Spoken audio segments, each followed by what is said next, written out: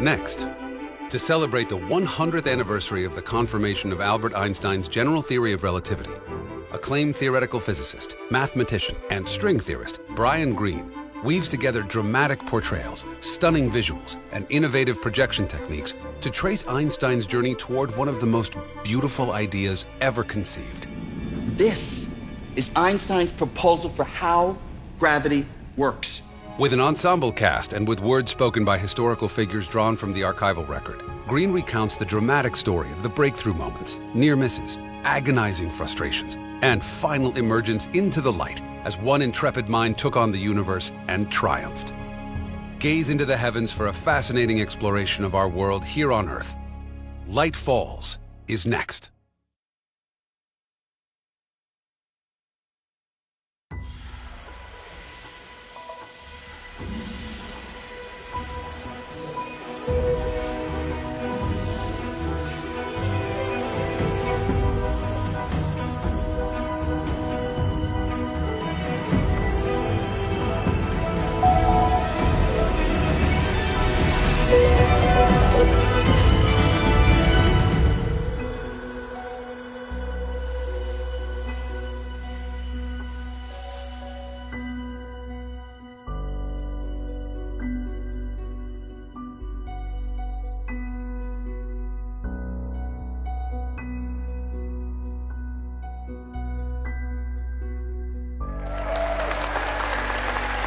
Good evening.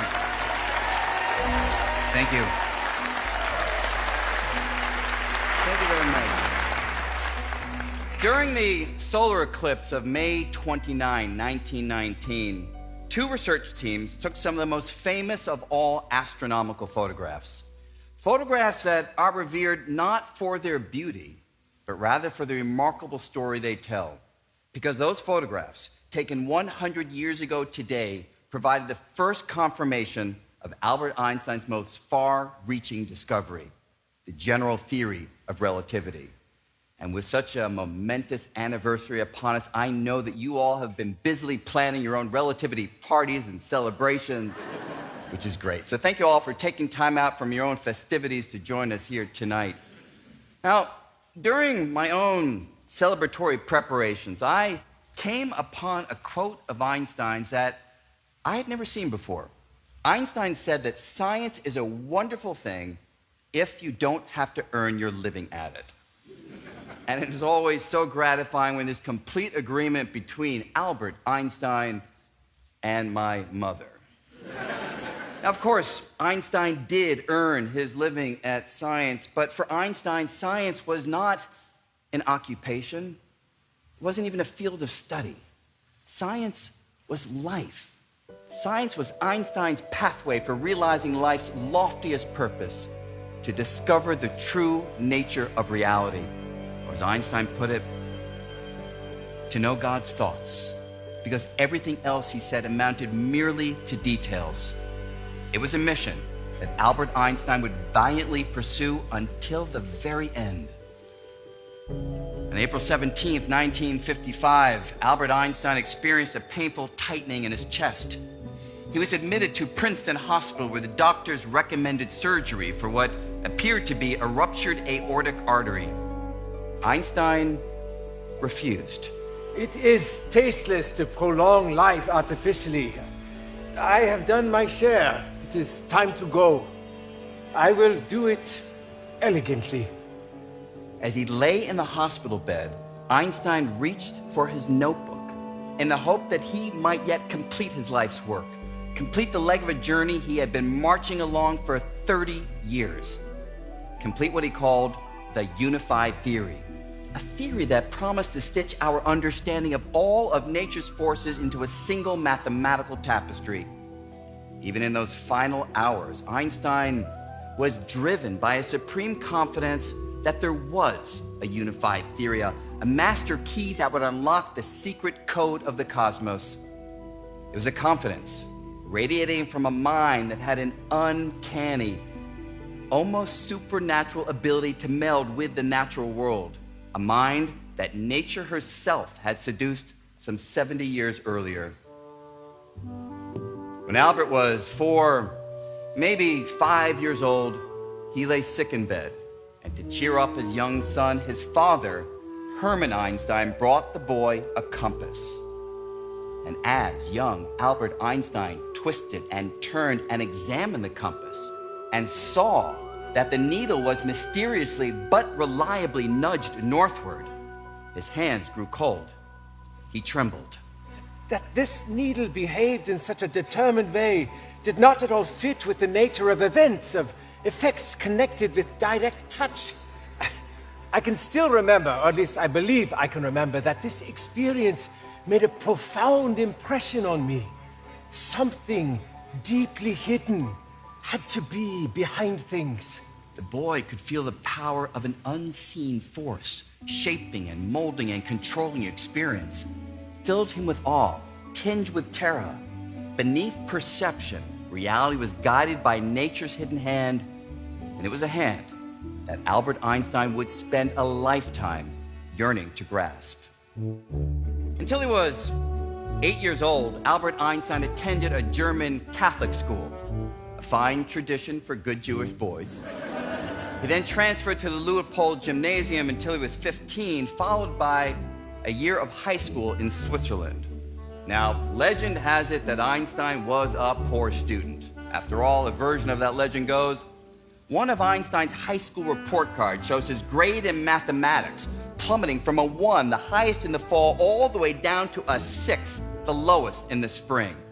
And we all love these stories, right? We soak them up, relieved to learn that even Albert Einstein began life ordinary.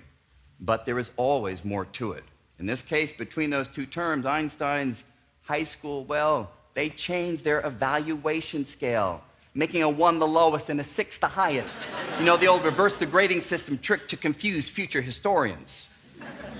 Fact is, Einstein was the kind of kid who today would be nicknamed Einstein.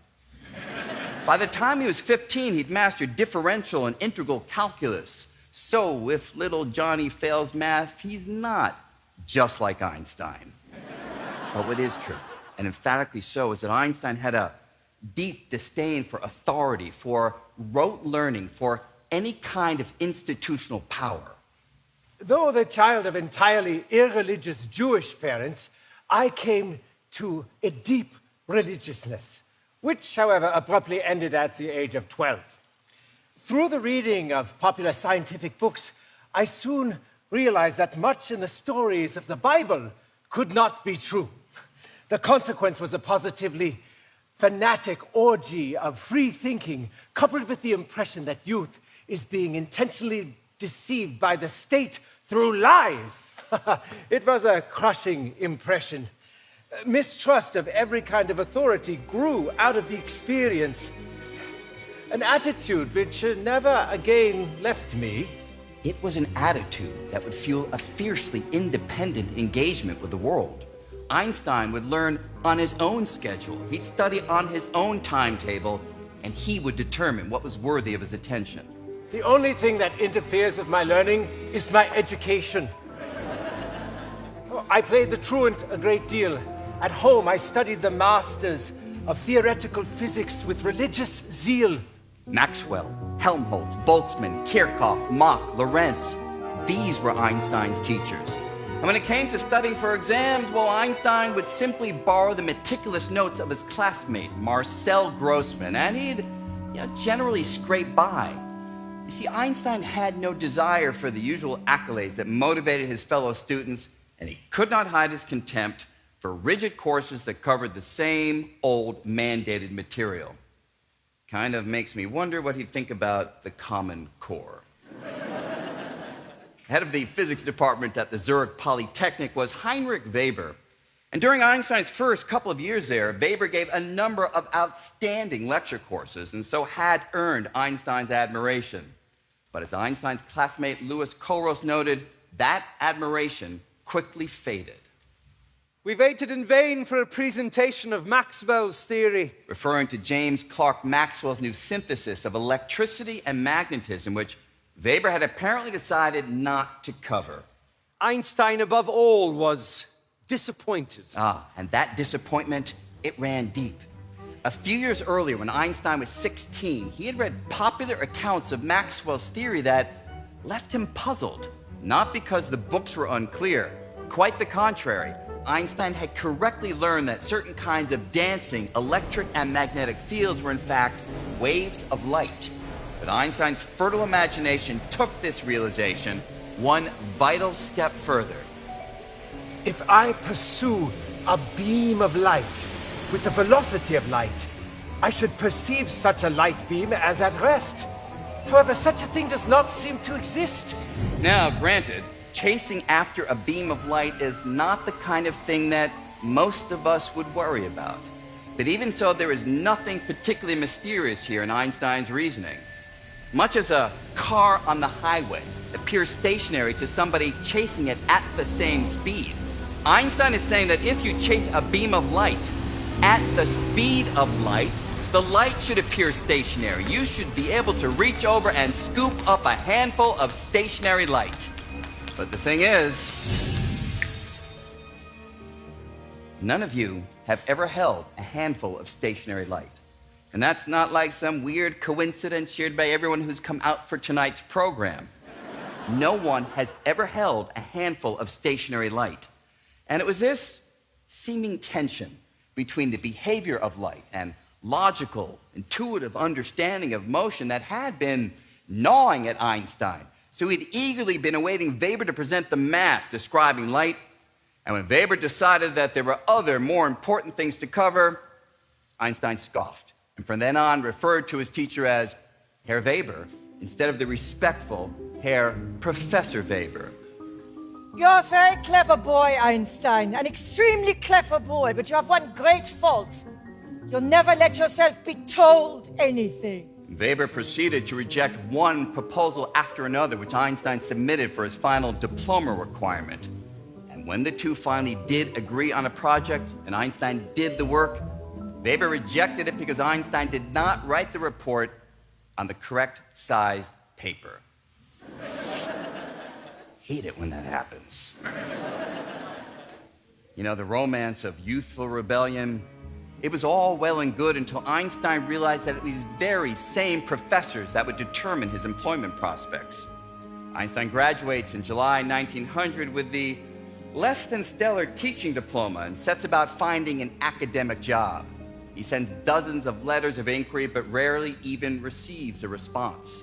By 1901, Einstein is near despair. He needs a job. Marcel Grossman, that kid whose class notes helped Einstein to graduate, he once again proves to be Einstein's savior. Turns out that Grossman's father is friends with the director of the patent office in Bern, Switzerland. As Grossman tells Einstein, an opening is shortly expected. Indeed, in December 1901, Einstein gets the happy word that the patent office job at the rank of expert third class is his.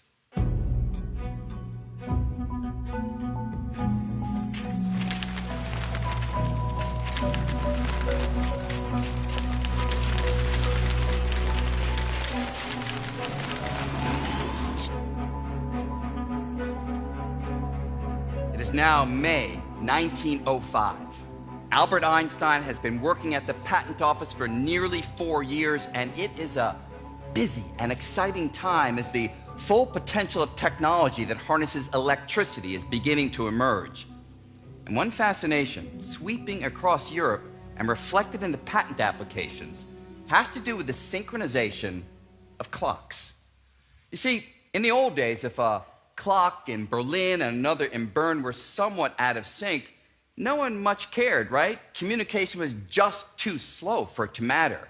But with the rise of the telegraph, distant locations are now becoming linked. So noon in Berlin and noon in Bern, they need to mean the same thing. And as railroads make the links yet more tangible, clock synchronization becomes yet more urgent as trains originating at distant locations, they need to adhere to the same track schedules. Scores of patent applications propose clock synchronization schemes, and it is up to Albert Einstein to determine if any of them have a shot of working. Now, within this immersion in clocks and synchronization, Einstein continues to ruminate on light and its speed, and it proves a potent mix.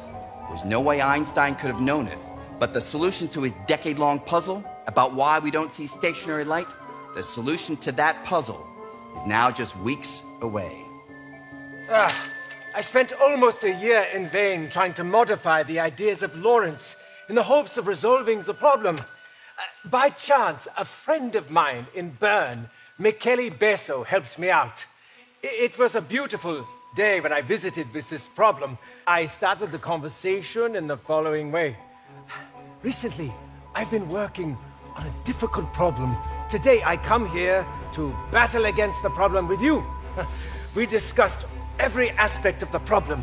Then suddenly, I understood where the key to the problem lay. Einstein left, and as he described it, a storm broke out in his mind.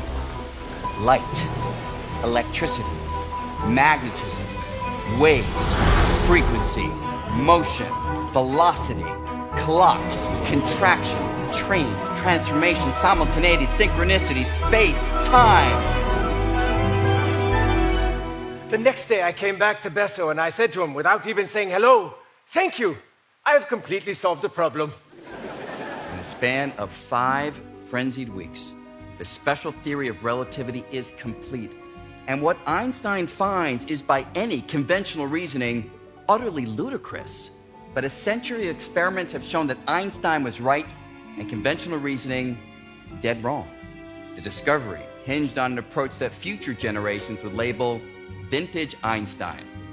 Look at something that everybody else has been staring at for decades, maybe even centuries, peel away all of the hidden assumptions, and see it differently.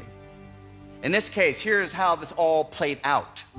Everyone had long assumed that our intuition, our understanding of motion, remains valid even at speeds far greater than any we've ever directly experienced. Einstein challenged this. Sure, you can chase after a car, making its speed from your perspective appear to slow down or even appear motionless. But when the speeds are as enormous as the speed of light, Einstein said that this reasoning is completely wrong. Instead, he found that regardless of how quickly you chase after a beam of light, the light speed from your perspective will not slow down one iota. The light will continue to race away from you at exactly the same speed, because the speed of light never changes. The speed of light is constant. And that's why no one has ever caught up with a beam of light, and that's why no one has ever held a handful of stationary light. Puzzle solved. Or perhaps I really should say puzzle shifted, because the new puzzle is, how could light speed behave in such a crazy way? Well, think about speed for a moment. What is it? It's a measure of how far you go compared to how long it takes you to get there. So it's a measure of distance, space, divided by duration, time. So when Einstein said that the speed of light is constant, that the speed of light behaves weirdly, he was actually saying that space and time behave weirdly. And that's what set off the storm in his mind. He realized that space and time execute a fluid choreography in which they adjust themselves in tandem to keep the speed of light fixed.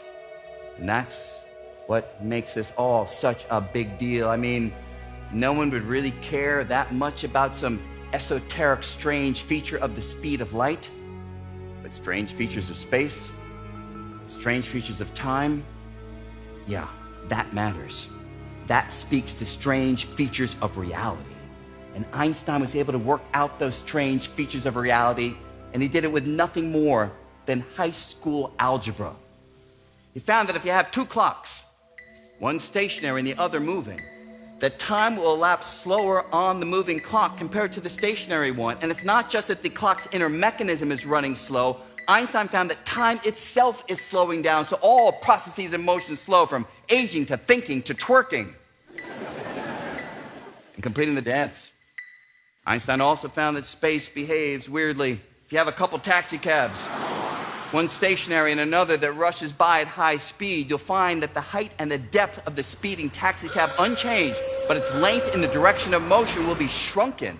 And were I to jump into that squeezed taxicab, you'd think I'd crave some legroom, but actually, relative to my new perspective, it's the rest of the world that's rushing by me, so the interior of the taxi appears ordinary. And it's the outside world that undergoes all these wondrous distortions. At everyday speeds, these effects are too small for us to notice. But if we routinely traveled near the speed of light, that's fast enough to go around the entire Earth 7 times in a single second. At those speeds, these effects, they would be obvious. We'd experience them all the time. But because we generally do not travel near the speed of light, it took the genius of Einstein to leap beyond everyday experience and figure this all out. Einstein completes his paper on special relativity in late June of 1905. And the presentation itself was peculiar. The paper did not have a single reference, and it began by addressing issues that the world's leading physicists would likely have considered in little need of exposition. If I say that train arrives here at 7 o'clock, I mean the pointing of the small hand of my watch to 7 and the arrival of the train are simultaneous events. A young upstart who'd yet to receive his doctorate instructing the world's leading thinkers on the meaning of the little hand. But those who read Einstein's paper, they quickly realized that his singular focus on concepts that everybody else had taken for granted had changed our understanding of space and time. This relativity principle has brought about a revolution in our physical picture of the world, which in its extent and depth can only be compared to that produced by the Copernican world system. Henceforth, space by itself and time by itself are doomed to fade into mere shadows, and only a kind of union of the two will preserve an independent reality. It came as a tremendous surprise. I really wouldn't have thought Einstein capable of that. For in his student days, Einstein had been a lazy dog. With such a radical assault on established science, it is remarkable how quickly Einstein's ideas were accepted. In just a few years, German and British American physicists, they embraced the special theory of relativity. But even so, and especially as Einstein gained ever greater prominence, there were those who held to a different perspective. It is part of Jewish physics, for the Jew wants to create contradictions everywhere and to separate relations so that preferably the poor, naive German can no longer make any sense of it whatsoever. Einstein's work never was intended to be true. The Jew conspicuously lacks any understanding of the truth beyond a merely superficial agreement with reality. Einstein took all reactions, good, bad, ugly. He took them all in stride because he was saving his energy for the only truly worthy opponent, the universe. And here in 1905, he had already scored a great victory, a triumph in round 1. But that would prove merely to be a warm-up for the epic battle looming on the horizon. Round 2.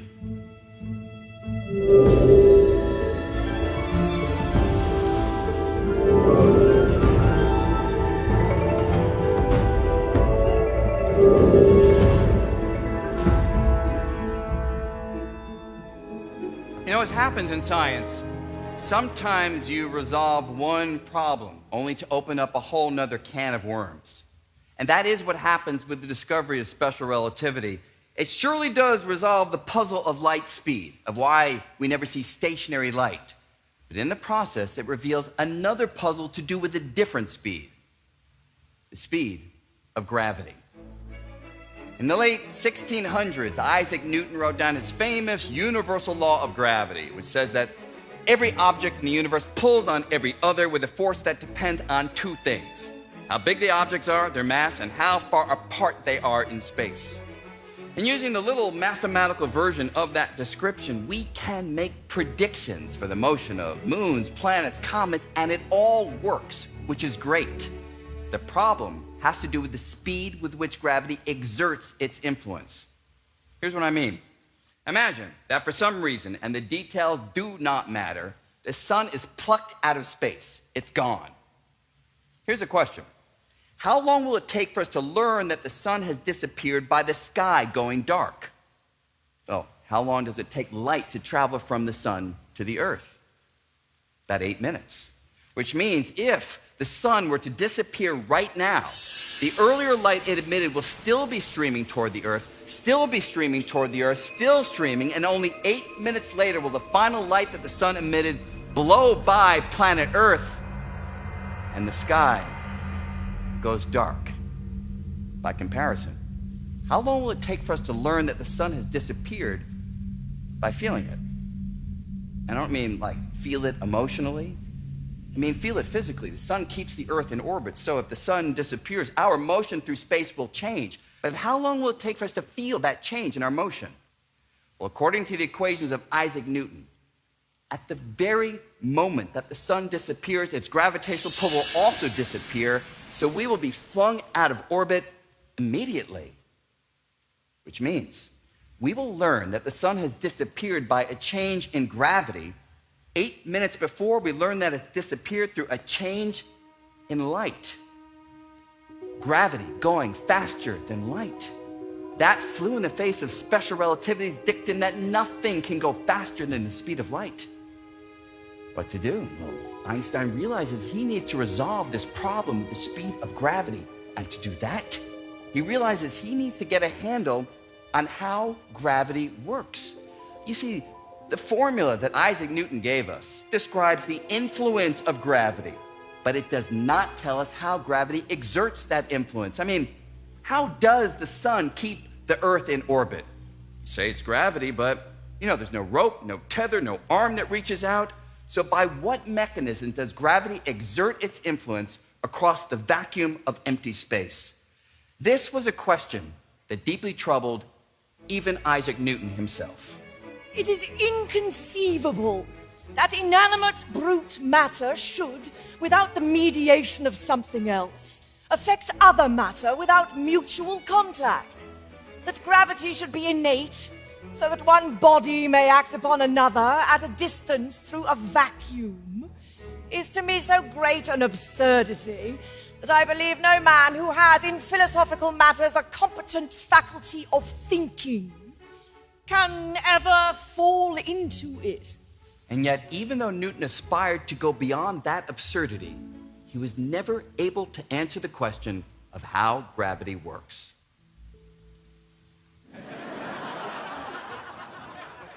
I leave that question to the consideration of the reader. Yeah, sure. For the following 200 years, just about everybody who read that, they kept on reading. Here's where Einstein is different. He is motivated to figure out how gravity works, and one afternoon in the patent office, Einstein sees the way forward. In 1907, I was preparing a summary of the results of the special theory of relativity for the Jahrbuch de Radioaktivität at the request of Stark, the editor of the journal. I was sitting in a chair in the patent office at Bern. Suddenly, an idea dawned on me. If a man falls from the roof of a house, he must not feel his weight himself. I was startled. It was the happiest thought of my life. The happiest thought of Albert Einstein's entire life is a man falling from the roof of a house.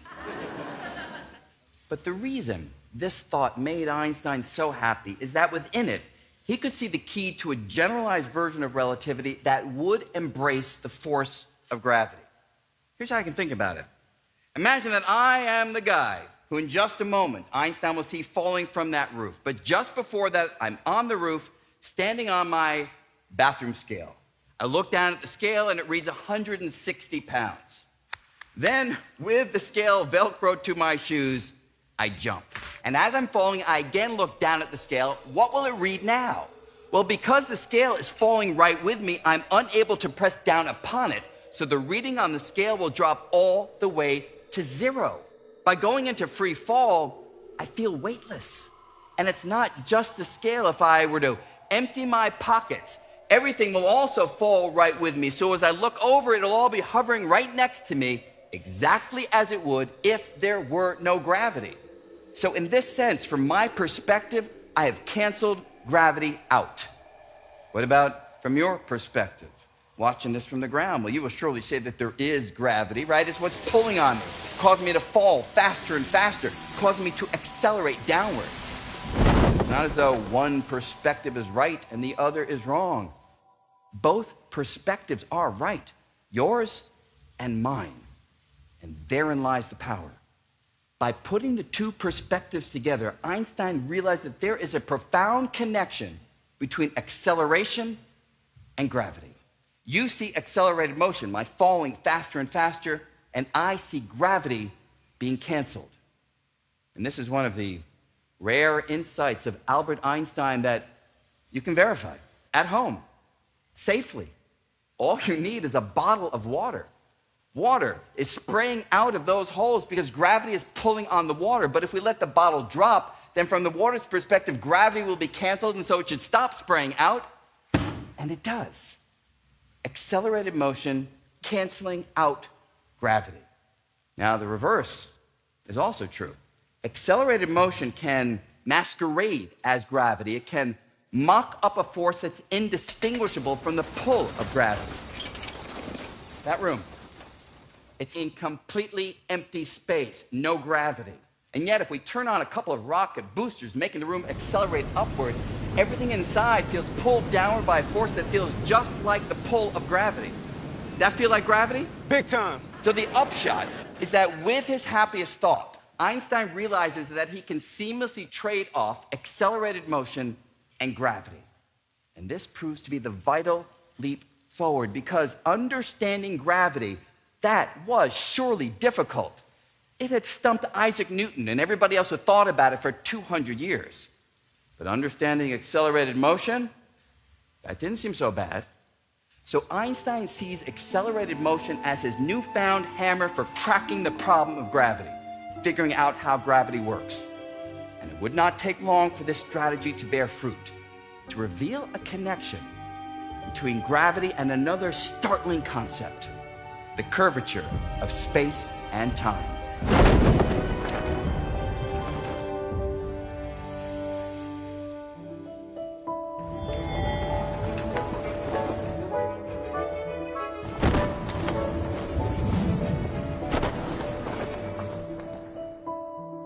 When Albert Einstein has a new idea, a good idea, he does not let it go. He shakes it, he twists it, he caresses it in search of a jewel that may be hidden inside. And that's what happens with this newfound link between accelerated motion and gravity. Einstein's mind returns again and again to images of people falling from roofs, rooms accelerating in empty space, or falling down toward the earth. And in the process, he realizes something profound. Imagine that I am in one of those rooms, freely falling toward the earth. And as I'm floating around inside, I click on a laser. What will I see? Well, this is not a trick question. I'll see the laser light go straight across the room and hit a corresponding point on the opposite wall, that red dot over there. But what will you all see watching this from the surface of the earth? Well, you will surely agree that the light begins at the laser and ends at that red dot. But because from your perspective, gravity is causing the room to accelerate downward, you will see the light go in a curved trajectory.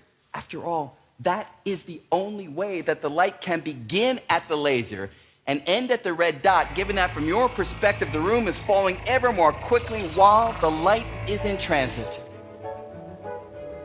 What's the conclusion? In a gravitational field, light falls. As light sweeps along the contours of space imbued with gravity, it traces out curved trajectories, a direct link between gravity and curvature. And with this vital insight, Einstein can begin to see the glimmers of a new understanding of gravity taking shape. The idea is that if there's no matter, no gravity, then space is not curved. But if we bring in a massive body like the sun, then the environment, it responds. The environment warps. the environment curves in response to the presence of the sun, in response to the motion of the sun. And if we were to take a two-dimensional slice through this environment, we see that the Earth itself is kept in orbit because it's rolling along a valley in a curved environment that the sun creates. This is Einstein's proposal for how gravity works. Warps and curves in the fabric of space and time. And it's not a proposal that's meant to only work out there in outer space. It's meant to work everywhere, even here. As a body moves along, the environment, even here, it responds. It ripples. It curves in response to the motion of that body, in response to the presence of that body.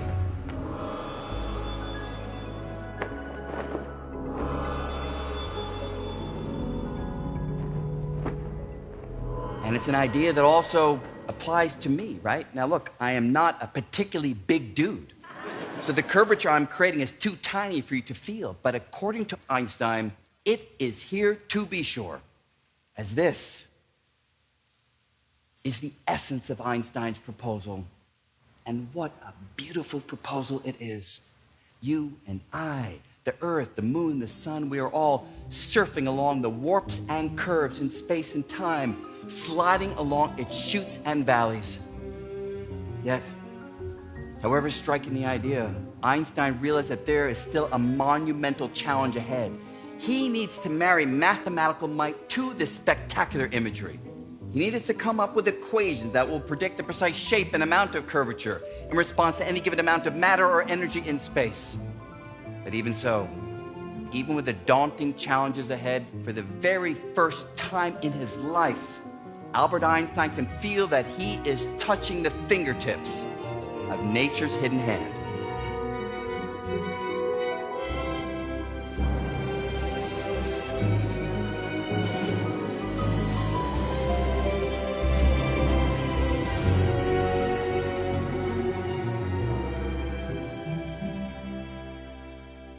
Between 1908 and 1911, Einstein writes a couple dozen papers in physics, but none of them on gravity.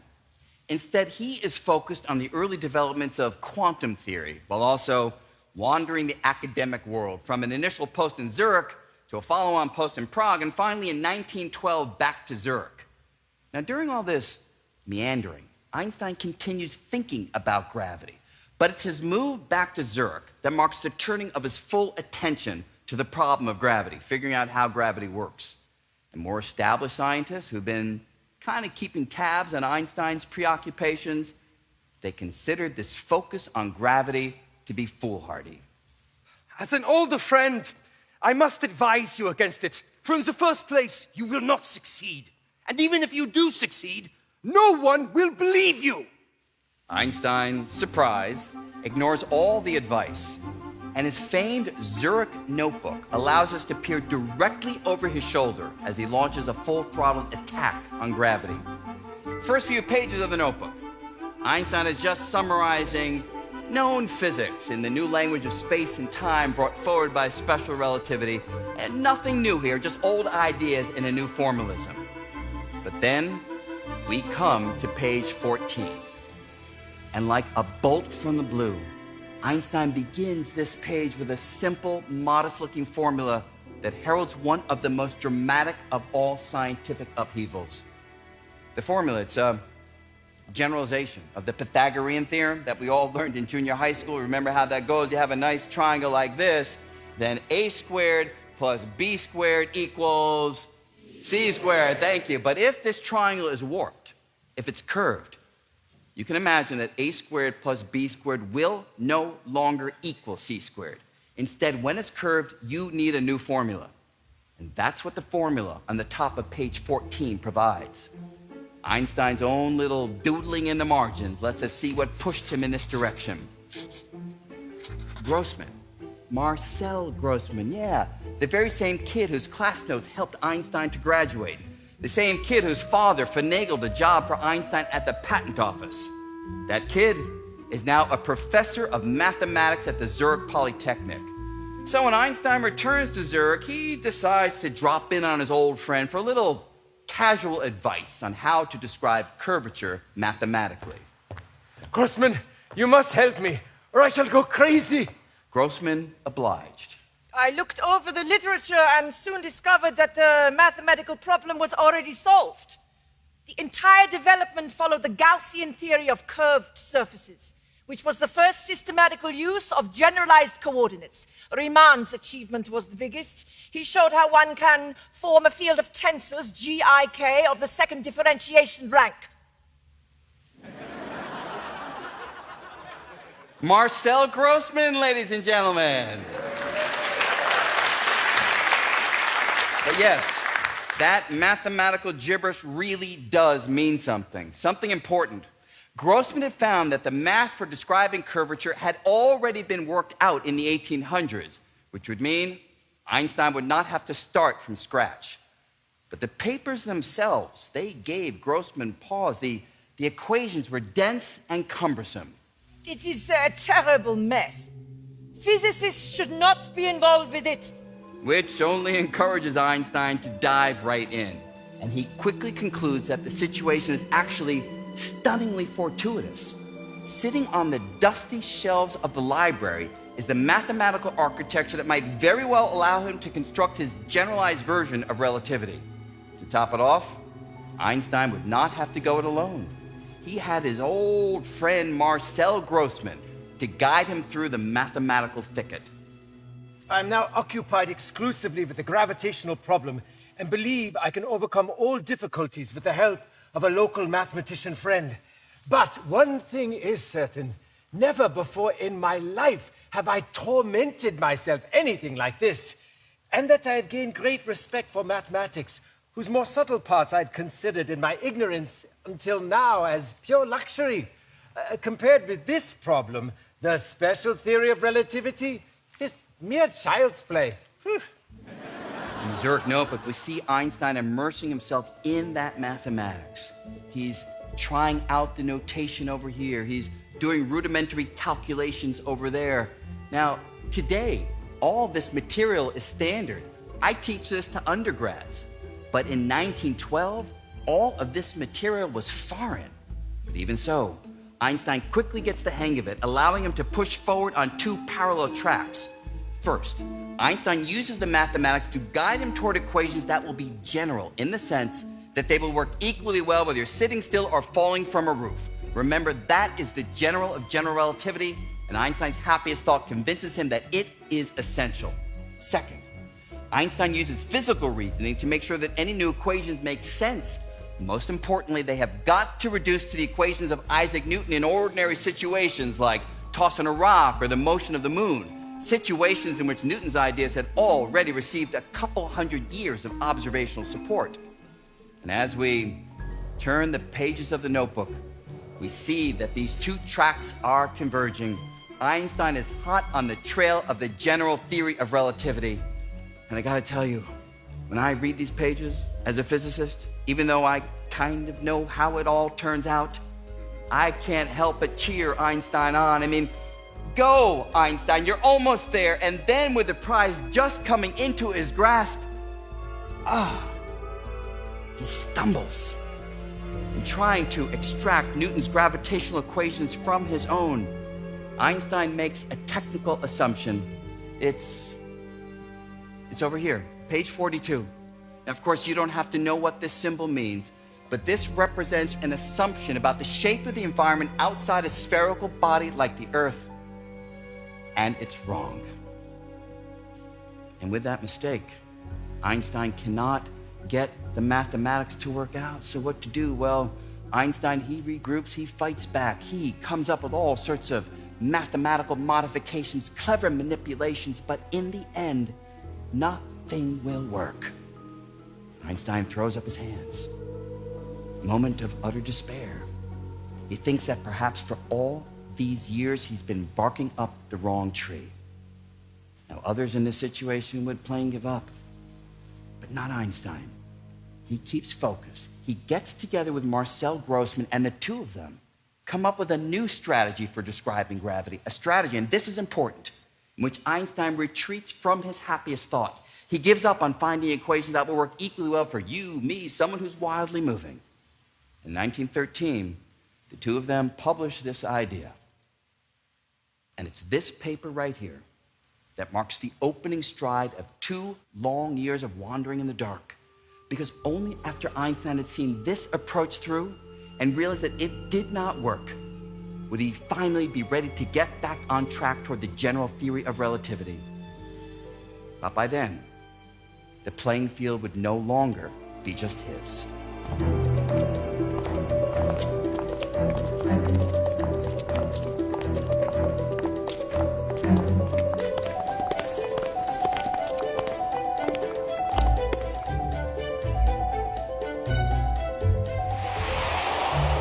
Einstein's big job offer comes in July of 1913. Max Planck and Walter Nernst, these were giants of German science. They visit Einstein and make him an offer he cannot refuse. Move to Berlin, head up a new Institute of Physics, and become the youngest person ever to be inducted into the Prussian Academy of Sciences.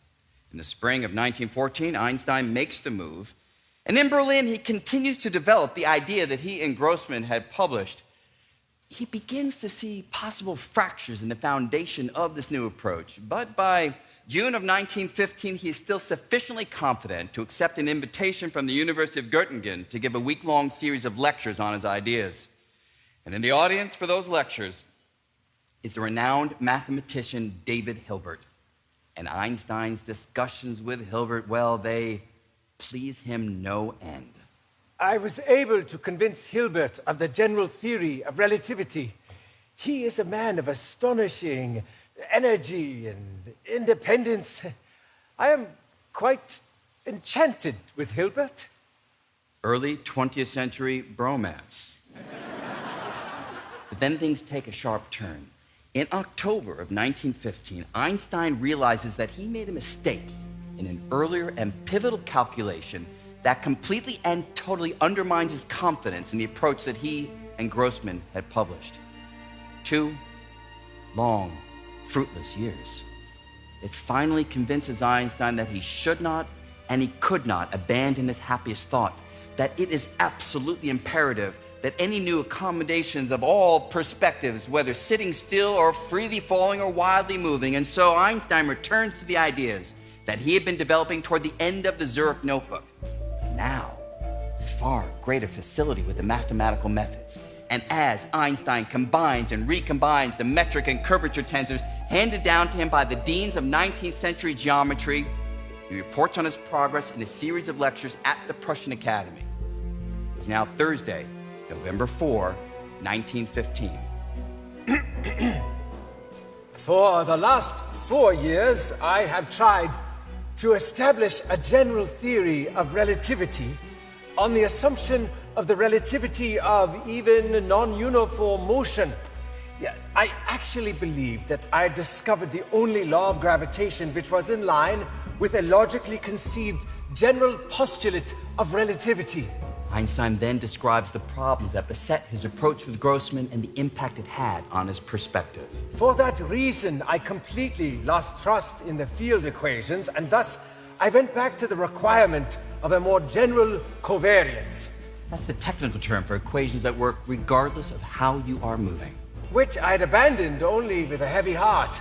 Back then we had, in fact, already come quite close to the solution. Einstein concludes the lecture with equations that are tantalizingly close to fitting the bill, but he's not quite there and he knows it.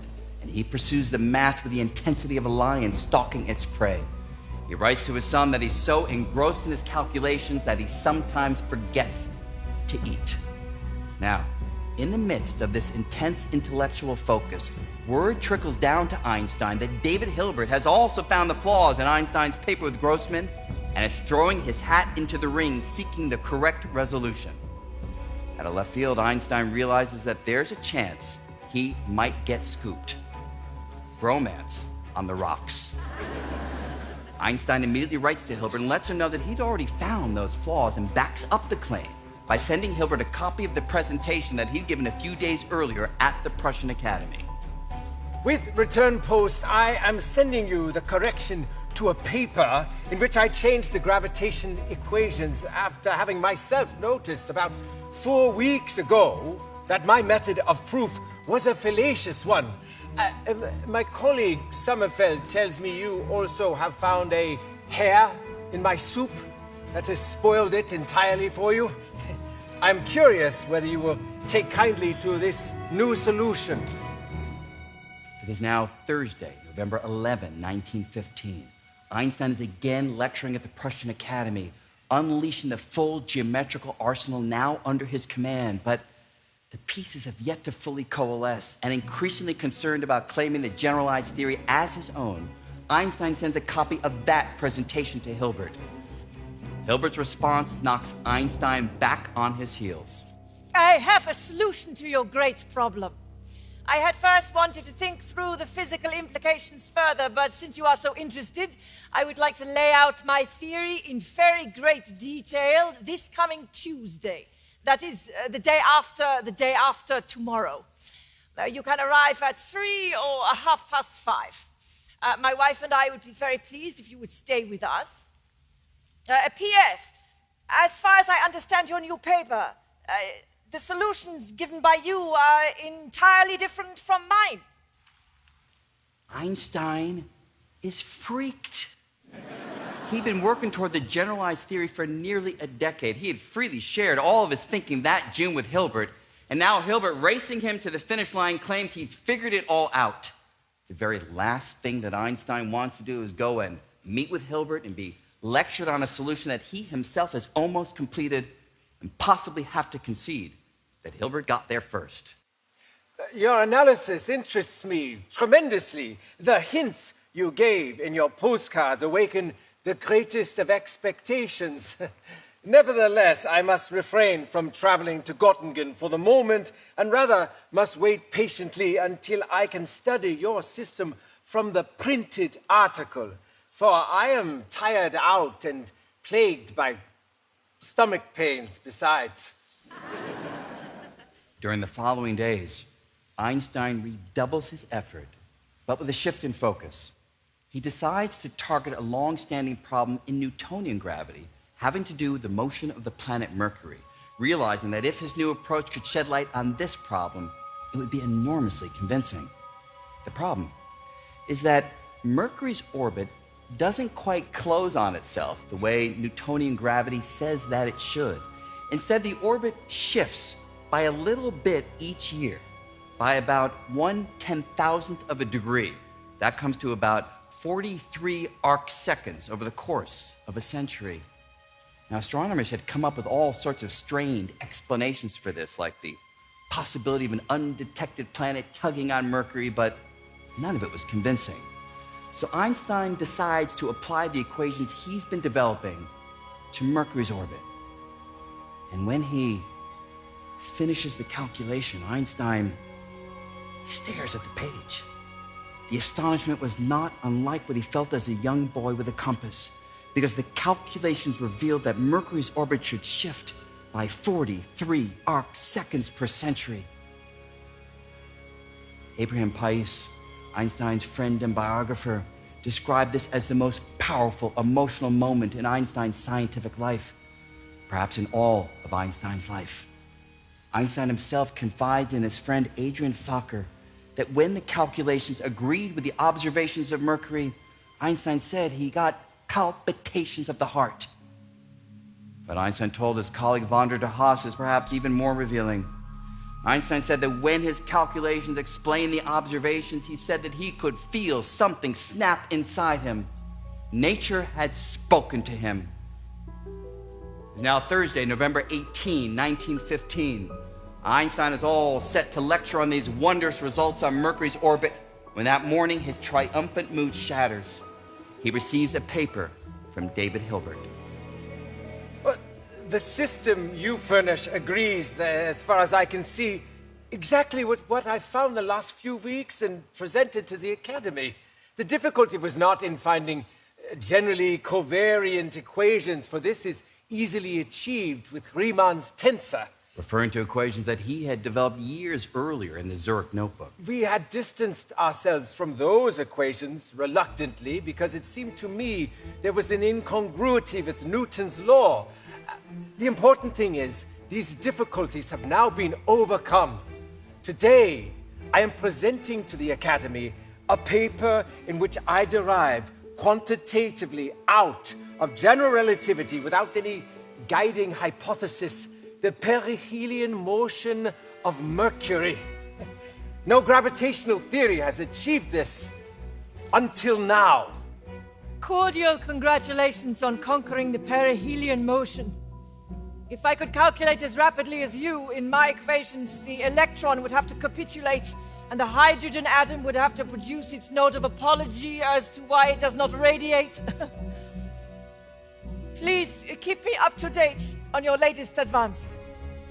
The conciliatory response may have momentarily eased Einstein's growing anxiety, but what he did not yet know is that on the very next day, Saturday, November 20th, Hilbert submits his paper for publication, apparently laying claim to his version of the general theory of relativity. The title of Hilbert's paper was appropriately subdued.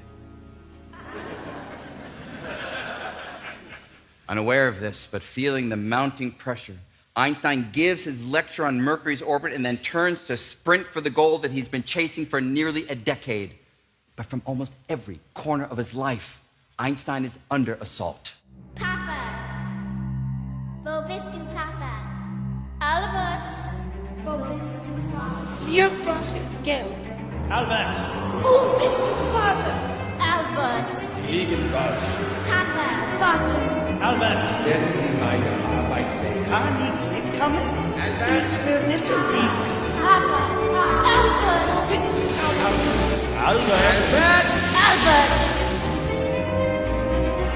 Somehow, amidst the chaos, Einstein undertakes a final flurry of geometrical gymnastics and coaxes the field equations to fall fully and firmly into place. It is now Thursday, November 25, 1915. Einstein is lecturing at the Prussian Academy for the fourth time in as many weeks. With this, we have finally completed the general theory of relativity. Einstein has the equations. The left-hand side is geometry. It describes warps and curves in the fabric of space and time. The right-hand side keeps track of the matter and energy within and moving through a region of space and time. And the equality, what we now call the Einstein field equations, this provides the choreography for the entwined cosmic dance of space and time, matter and energy. And remarkably, the equations tell a story that's a little different from the imagery I've been using. The imagery used in just about every popular account, which focuses upon the curvature of space. Because the math shows that time curves too. Time warps, which means that clocks that are ever deeper in a gravitational field, they tick off time ever more slowly. In fact, in ordinary situations like tossing a cup, it is the warping of time that has the greatest impact on the resulting motion. And yet, for a body like the Earth, the size of that time warp, it's tiny. I mean, your heads are all generally a little higher up in Earth's gravitational field compared to your feet, which means your heads age a little more quickly than your feet, over the course of an average lifetime by about 100 billionths of a second. And yet, according to general relativity, that tiny time warp, that's why things fall. That's why you're anchored to your seats. Objects do not want to age. The math shows that things are drawn toward locations where time elapses more slowly. Who would have thought that the seemingly basic question asked by Isaac Newton 240 years earlier, how does gravity work, would result in such a dramatic upheaval in our understanding of reality? I am quite overworked from the extraordinary exertions of the last few months, but the success is glorious. One can barely imagine the elation of that glorious success. But Einstein is also now deeply concerned. He learns that Hilbert submitted his paper 5 days before him. And indeed, in the decades since, the priority for the discovery of general relativity has been debated. I mean, in that final chaotic week, did Einstein come up with the final form of the equations on his own, or did a little glance at Hilbert's paper show him the way? Did Hilbert's paper actually have the final form of the equations, or did Hilbert modify his paper prior to publication based on Einstein's insights? Part of the resolution has been lost to history, as a key section of the page proofs of Hilbert's paper have been snipped away, literally snipped away, by design, by chance, no one knows. But in the published version of his paper, Hilbert did not challenge Einstein for the discovery of the general theory of relativity. The differential equations of gravitation that result are, as it seems to me, in agreement with the magnificent theory of general relativity established by Einstein. There has been a certain ill feeling between us, the cause of which I do not wish to analyze. I have struggled against the feeling of bitterness attached to it with complete success. I think of you again with an unmixed geniality and ask you to try to do the same with me. It is a shame when two real fellows who have extricated themselves somewhat from this shabby world do not afford each other personal pleasure. The road to the general theory of relativity was long. It was windy, bumpy, anxiety-provoking. The final result, a jewel. The theory was now done, but Einstein realized that there was still one remaining question. Is the general theory of relativity right? His use of the equations to explain Mercury's orbit was impressive, but a truly convincing test would require the theory to make a prediction about something not yet observed that scientists could go out and measure. Einstein knew just what to do. Since his earliest work toward the general theory of relativity, Einstein knew that in a gravitational field, light falls. Light travels along curved trajectories. And now, with the final form of the equations in hand, he could calculate the precise shape of those curved trajectories. So Einstein proposes testing those predictions through astronomical observations. Here's how. Light from a distant star travels along a nice straight trajectory when the Earth is on this side of the sun. But 6 months later, when the Earth is on the other side, that starlight needs to go through the warped region near the sun, which from Earth makes the position of the star in the sky appear to shift. Using the math of general relativity, Einstein was able to calculate the angle between those two locations, and it comes out to be 1.75 arc seconds. That's roughly the same as the angle between the bottom and the top edge of a dime viewed from 2 miles away. Tiny, but measurable. But doing so would require seeing distant stars during the day while the sun is out. I mean, how do you do that? Well, during a solar eclipse, the moon blocks out the sun's light, making the distant stars visible. So to test Einstein's prediction, astronomers would need to take photographic plates during a solar eclipse and compare them with photographs taken 6 months earlier. The British Astronomer Royal, Sir Frank Dyson, immediately set plans in motion to test this prediction during the upcoming solar eclipse of May 29, 1919. And Dyson taps fellow British astronomer Arthur Eddington to help organize the observational teams. Now, Eddington was himself an early and public champion of the general theory of relativity. In fact, during one of his own public lectures on the subject, an audience member commented, Professor Eddington, you must be one of the 3 people in the world who understands Einstein's theory. When Eddington didn't answer, the audience member encouraged him. No need to be modest, Eddington. On the contrary, I'm trying to think who the third person is. Eddington and Dyson organized 2 teams to head out to locations that will experience a total solar eclipse. The city of Sobral near the Amazon jungle and Principe off the west coast of Africa. The challenge was weather. On the morning of the eclipse in Principe 100 years ago today, the rains were torrential. And as the 2:13 p.m. eclipse approached, the sun toyed with the astronomers, poking through the clouds, winking away, reappearing. Finally, with just a couple minutes to go, the cloud cover cleared, and the astronomers took as many photographic plates as they could. The weather in Solbral was somewhat better, but that team suffered from its own challenges, largely to do with technical issues with the equipment, so their data was also far from pristine. So the final result would require a careful blending of all the observations, analysis that would take a couple of months. Einstein waited patiently for the results. If my theory of relativity is proven successful, Germany will claim me as a German. The Swiss will call me Swiss, and France will declare that I am a citizen of the world. Should my theory prove untrue, France will say I'm Swiss, the Swiss will say I am German, and Germany will declare I am a Jew. Finally, on September 22nd, 1919, Einstein receives a telegram summarizing the results of the expeditions, and he does what any good Jewish son would. Dear Mother, today a joyful notice. H.A. Lawrence has telegraphed me that the English expeditions have really proven the deflection of light at the sun. It was astonishing. Einstein's wild ideas about warps and curves in space and time, it wasn't pie in the sky. It was real. Einstein had used complex math to fashion a new understanding of gravity, and the universe somehow knows about the math and obeys the equations. During all the well-deserved congratulations, a student asked Einstein what he would have said had the observations not confirmed his prediction. I would be sorry for our dear Lord, for the theory is correct.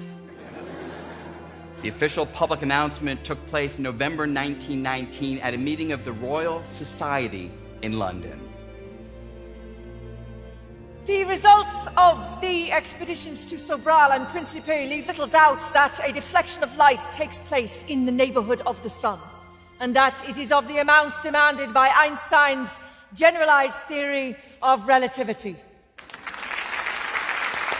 Times of London, the New York Times, just about every other newspaper in the world picked up the story, and with the media frenzy, there was an intense public interest to learn about relativity, which catapulted Einstein virtually overnight into a revered figure worldwide.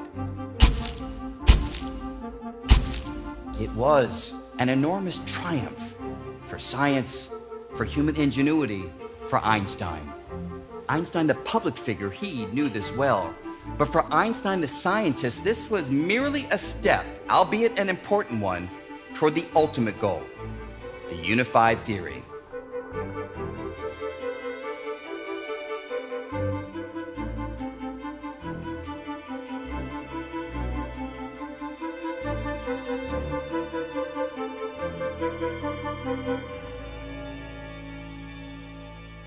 Einstein was the toast of the town. Every town, everywhere, his wild hair and his impish smile, it all just propelled him ever higher in the public eye. He was a character, in the truest sense of the word, a buoyant persona ready-made for public admiration. There was a widespread sense that to experience Albert Einstein was to brush up against the heights of humankind's defining qualities. Sometimes, even just the opportunity to learn about Einstein and his work could drive the public to excess. On January 5th, 1930, a film about Einstein and relativity was scheduled to be shown at the American Museum of Natural History in New York City. A reporter for the Chicago Tribune described the scene. A mob of 4,500 persons gathered to hear about the Einstein theory suddenly charged the attendants guarding the door. Shouting exultantly, the rioters swarmed between the canoes, totem poles, and walrus tusk ornaments to the main auditorium and seized the remaining seats. The less agile were knocked down and stepped on. Women screamed. Frantic knowledge hunters begged to be admitted. Bruised and tearful women pleaded with the overflow mob. Finally, the police quelled the first science riot in history. Certainly, the reverence Einstein commanded also manifested in more refined ways. When I was a very young man, just beginning to make my way, I had been invited to dine at the home of a distinguished New York philanthropist. After dinner, our hostess led us to an enormous drawing room. Other guests were pouring in, and my eyes beheld two unnerving sights. Small gilt chairs were being arranged in long, neat rows, and up front, leaning against the wall, were musical instruments. Now, I am almost completely tone deaf. So, as the after-dinner music began, I fixed my face in what I hoped would read as an expression of intelligent appreciation. At once, I heard a quiet but surprisingly penetrating voice on my right. You are fond of Bach? I was sitting next to Albert Einstein. Now, I knew as much about Bach as I did about nuclear fission. Awkwardly, I replied, I've never heard any of his music. A look of perplexed astonishment washed over Einstein's face as if I'd said I'd never taken a bath. He took me by the arm and led me out through the crowded room as a rising murmur of puzzled speculation followed us out into the hall. Resolutely, he led me up the stairs. Now, tell me, please, is there any music you do like? Well, I like songs that have words. Einstein quickly went to a corner of the room. He opened a phonograph and started pulling out records. He turned on the record, and at once the study was filled with the sounds of Bing Crosby's Where the Blue of the Night Meets the Gold of the Day.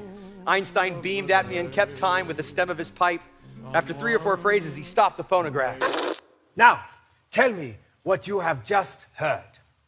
The simplest answer seemed to be to sing the lines. I did just that, trying desperately to stay on tune.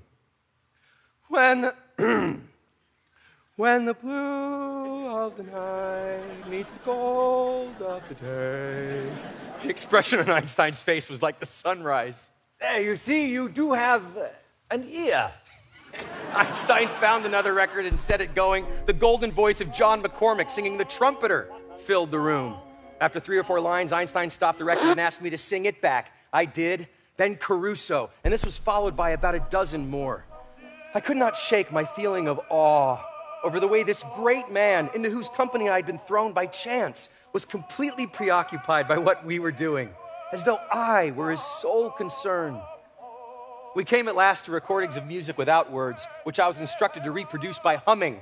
As I reached for a particularly high note, Einstein opened his mouth wide and threw his head back as if to help me attain what seemed unattainable. Ah! Evidently, I came close enough, for Einstein suddenly stopped the phonograph. Now, young man, we are ready for Bach. Just allow yourself to listen. That is all.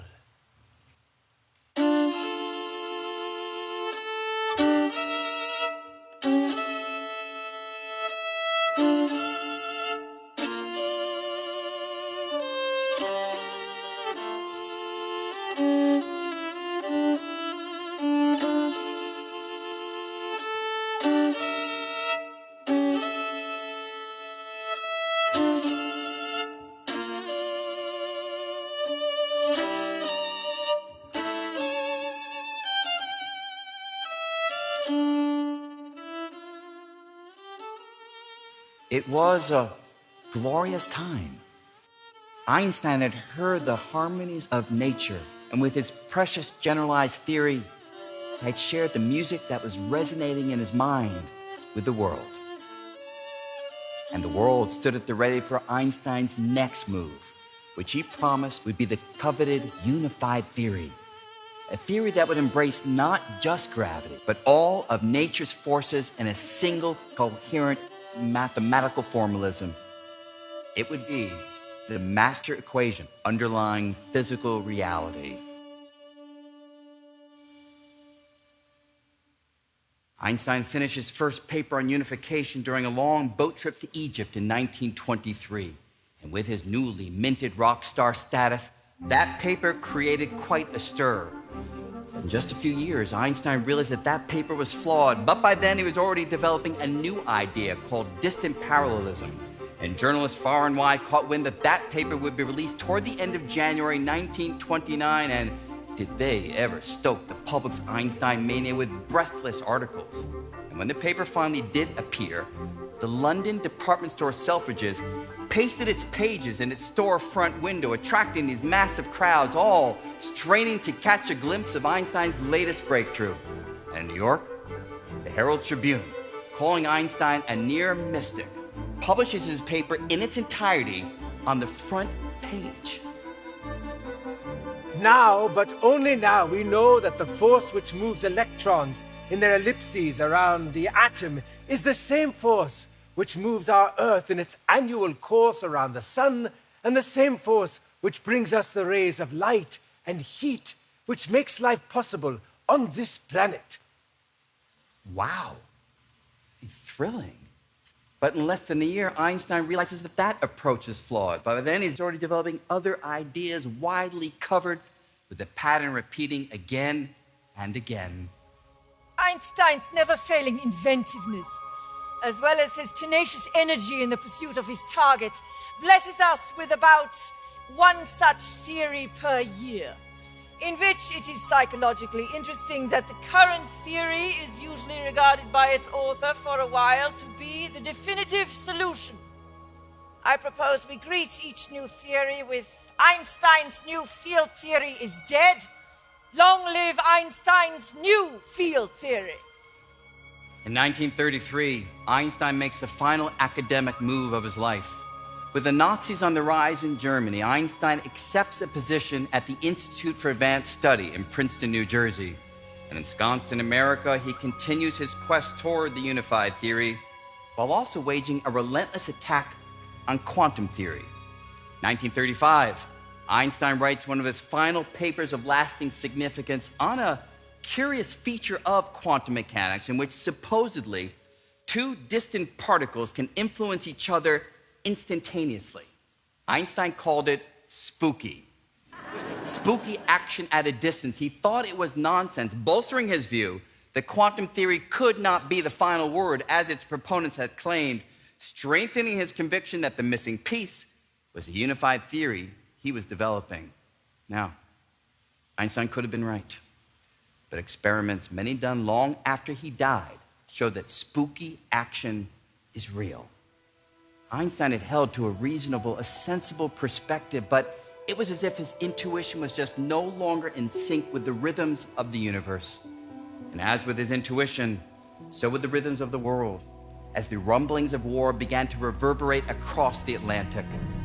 1939, Einstein is vacationing at Peconic Bay, Long Island, when he unexpectedly receives a visit from two colleagues who show him that recent results in atomic physics might be co-opted to build a weapon of ferocious energy. Fearful that German scientists might get there first, Einstein urges President Roosevelt to act. Roosevelt does. On August 6, 1945, Einstein wakes up from his afternoon nap, and his assistant informs him that an atomic bomb has been dropped on Hiroshima. Oh my God. The unleashed power of the atom has changed everything. Save our mode of thinking. We drift toward unparalleled catastrophe. I know not with what weapons World War III will be fought, but World War IV will be fought with sticks and stones. Even though Einstein had nothing to do with the Manhattan Project, because of that letter to Roosevelt, and also because his famous equation, E equals mc squared, can be used to calculate energetic yields, some called Einstein the father of the atomic bomb. It was a devastating public perception that Einstein could never shake. And so as the years continue to pass, Einstein grows ever more isolated from mainstream physics, retreating into the comforting world of ideas that he has inhabited for nearly a lifetime. In many elusive moments, I appear to myself like an ostrich with his head forever buried in the relativistic sand in order to avoid the evil quanta. One builds creates a small world, and one feels miraculously great and important, just like a mole in its self-dug hole. Einstein stays the course, making use of the mathematical methods that had proved so potent in its discovery of general relativity, methods which, as everybody else could see, were unable to bring the unified theory any closer. Einstein, in his later years, got rather detached from the work of physics in general, and he stopped reading people's papers. He kept working on the same problem he had started working on as a much younger man. It is as if a general who is a master of horse cavalry, who's achieved great things at the beginning of the First World War, would later try to bring that same mounted cavalry into play against the machine guns and barbed wire trenches of the other side. The public's fascination with Einstein, it continued unabated. But Einstein could feel, he could sense that the community of scientists no longer held his work in high regard. Niels Bohr, a friend and one of the founding fathers of quantum mechanics, lamented publicly that Einstein had turned to working on alchemy. I am generally regarded as a kind of petrified object, rendered blind and deaf by the years. An old chap who is exhibited now and then mainly as a curiosity because he doesn't wear socks. It is a strange thing to be so widely known and yet to be so lonely. March 15th, 1955, Michele Besso, remember that's the friend who helped Einstein think through the special theory of relativity 50 years earlier. Besso dies. Einstein consoles Besso's widow with a poetry born of an intimacy with time that few had ever experienced. And now he has departed this strange world, a little ahead of me. This means nothing. To we convinced physicists, the distinction between past, present, and future is only an illusion, however persistent. A month later, Einstein lays in a bed in Princeton Hospital, and as dusk drifts to night, he closes his eyes. All the years of anxious wandering in the dark, with their intense longing, the intense alternations between confidence and exhaustion, and the final emergence into the light. Only those who have experienced it can understand it.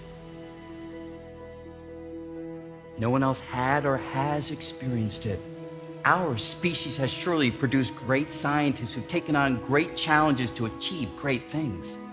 But Einstein's radical assault on the most basic elements of experience, space, time, matter, energy, gravity, all waged by one lone mind wrestling with reality, well, that was a singular achievement. And yet it is in that singular achievement that we recognize the depth of the human drive for coherence, for unity. It is within the singular that we see the capacity of the human mind to lift itself above the ordinary and catch a glimpse of the transcendent. And it is within the singular that we witness the power of the human spirit to rise above the all too real concerns of life on planet Earth, and even if for just a moment, to stretch to the stars.